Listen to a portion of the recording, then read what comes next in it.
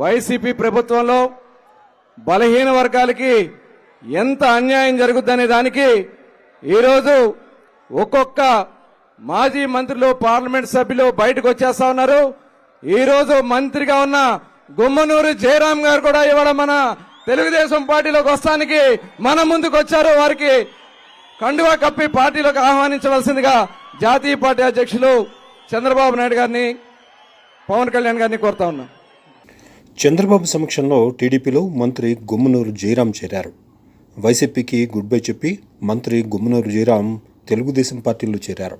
మంగళగిరిలో జైహో బీసీ సభలో నారా చంద్రబాబు నాయుడు సమక్షంలో టీడీపీలో చేరారు. గుమ్మనూరు జయరాంకు పసుపు కండువా కప్పి పార్టీలోకి ఆహ్వానించారు చంద్రబాబు నాయుడు. జగన్ ప్రభుత్వంలో బీసీలకు తీవ్ర అన్యాయం జరిగిందని గుమ్మనూరు జయరాంను మంత్రి పదవి నుంచి డిస్మిస్ చేశారని చెప్పారు. జగన్మోహన్ రెడ్డి సిఫార్సు మేరకు కేబినెట్ నుంచి జయరాంను తప్పించారు గవర్నర్ అబ్దుల్ నజీర్. టీడీపీలో చేరిన కాసేపటికే మంత్రి పదవి నుంచి ఆయన్ను బర్తరఫ్ చేశారు.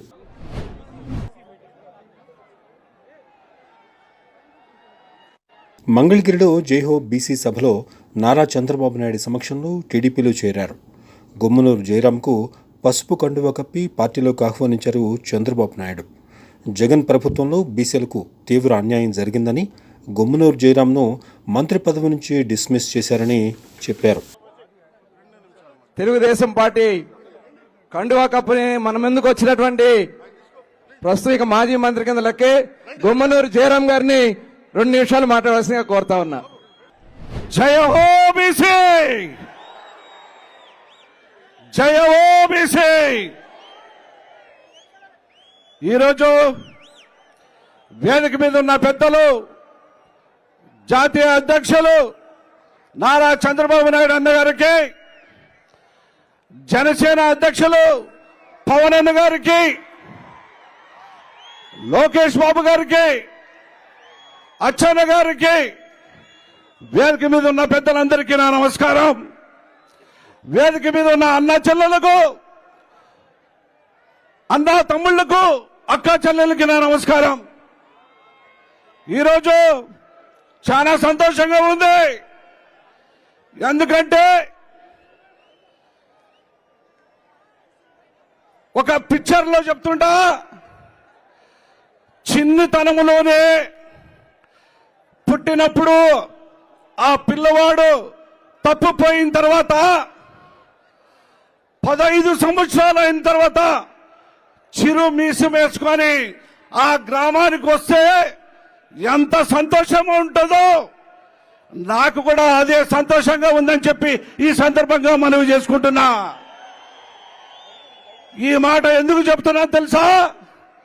2009 ఎన్నికల్లో నేనప్పుడు తెలుగుదేశం పార్టీలో ఉన్నవాడిని, జడ్పీటీసీగా ఉన్నవాడిని.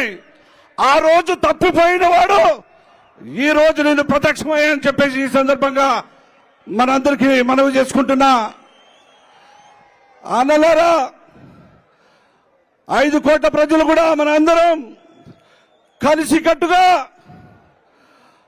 మన గ్రామాల్ని అభివృద్ధి చేసుకునేదానికి, గ్రామం బాగుంటేనే దేశం బాగుంటుందనే నినాదంతో తీసుకురావాలంటే మన ముఖ్యమంత్రి నారా చంద్రబాబు నాయుడు గారు అయితేనే ఈ గ్రామ అభివృద్ధికి తోడ్పడుతుందని చెప్పి ఈ సందర్భంగా మనవి చేసుకుంటున్నా.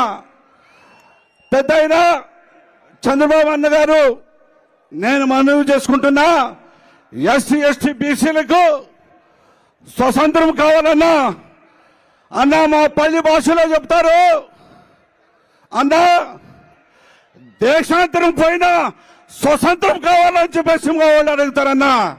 ఆ స్వతంత్రం మీరు ఇస్తారని చెప్పేసి నేను నమ్ముతూ వచ్చానన్నా.